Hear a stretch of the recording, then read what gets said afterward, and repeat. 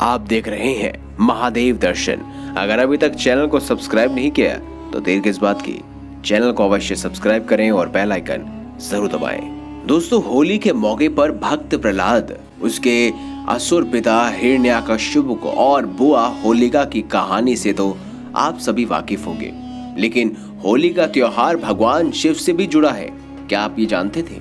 नहीं? तो आइए जानते हैं कि होली से जुड़ी भगवान शिव के शर्भ अवतार की कथा। यही अवतार ग्रहण करने के बाद महादेव ने वस्त्रों के रूप में सिंह चर्म का इस्तेमाल शुरू किया था।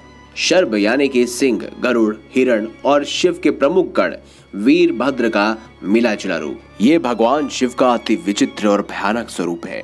नरसिंह रूप का गर्व नष्ट करने के लिए धारण किया था। इसी प्रकरण के बाद भगवान शिव ने सिंह के चर्म से बने वस्त्र पहनना शुरू किया। संस्कृत साहित्य के ग्रंथों में शर्भ का वर्णन कुछ इस प्रकार से मिलता है। उनके पास गरुड़ के 2 पंख, तीखी चोंच, वीरभद्र की सहस्त्र भुजाएं, सिंह के पंजे, 8 पैर, शीश पर जटा और चंद्रमा है।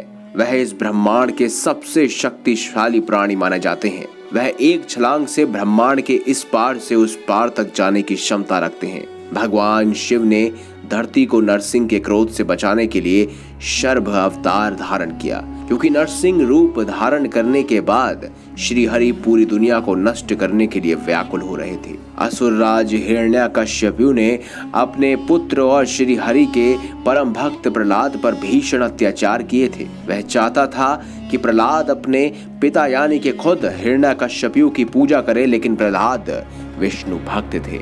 उनके मन में, उनके मुख में हर जगह सिर्फ विष्णु का ही निवास था। उनके मुंह से 8 पहर श्री हरि का नाम निकलता था, जिससे हिरण्याकश्यपु नाराज हो गया। उसने अपने बेटे प्रहलाद को हाथी के पैरों नीचे कुचलवाने की कोशिश की। उसे जहर दिया, सर्पों से भरे तहखाने में बंद कर दिया, ऊंचाई से फेंक दिया, जंजीरों में बांधकर पानी में डुबा दिया, लेकिन प्रहलाद हर बार बच गए। आखिर में असुर हिरण्याकश्यपु ने भक्त प्रहलाद को जिंदा जलाने की कोशिश की, लेकिन प्रहलाद फिर भी बच गए। अपने भक्त पर अत्याचार होता देखकर श्री हरि ने नरसिंह रूप का धारण करना लाजमी समझा और हिरण्याकश्यपु को मार डाला। लेकिन ऐसा करने के बाद नरसिंह भगवान का क्रोध शांत नहीं हुआ। वह क्रोध में सिंह गर्जना करते हुए धरती का विचरण करने लगे। उनके पैरों के नीचे पूरी धरती दहल गई। उनके क्रोध से सृष्टि के विनष्ट होने का खतरा पैदा हो गया। तब जाकर शिव ने अपने प्रमुख गण वीरभद्र को उन्हें समझाने के लिए भेजा। भक्त प्रहलाद पर अत्याचार की वजह से नरसिंह रूप धारण किए हुए श्री हरि का क्रोध शांत ही नहीं हो रहा था। उन्होंने अपनी पत्नी लक्ष्मी जी की प्रार्थना भी अस्वीकार कर दी।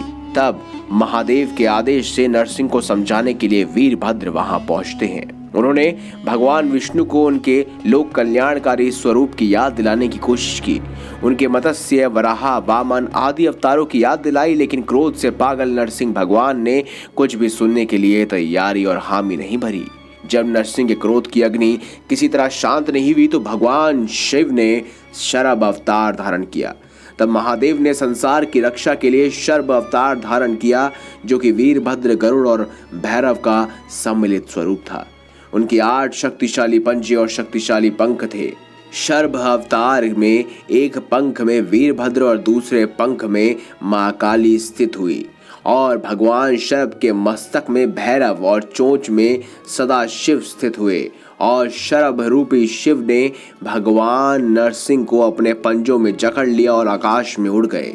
शर्भ रूपी शिव अपनी पूंछ में नरसिंह को लपेटकर छाती में चोंच का प्रहार करके उन्हें व्याकुल कर दिया, जिसके बाद शर्भ ने अपने तीखे पंजों से नरसिंह की नाभि को चीर दिया। नरसिंह का शरीर नष्ट होते ही उसके प्राण रूपी तेज श्री हरि विष्णु जी में विलीन हो गए, जिन्होंने वहां प्रकट होकर शर्भ रूपी महादेव की प्रार्थना की। महादेव ने तत्काल शर्भ रूप का त्याग करके अपने परम कल्याणकारी सदाशिव रूप को धारण किया, लेकिन श्री हरि ने महादेव की विनती की कि वह नरसिंह के मृत शरीर के चर्म को अपने वस्त्र के रूप में स्वीकार करे, जिससे कि संसार को इस रहस्यमय और महान गाथा का हमेशा ध्यान रहे।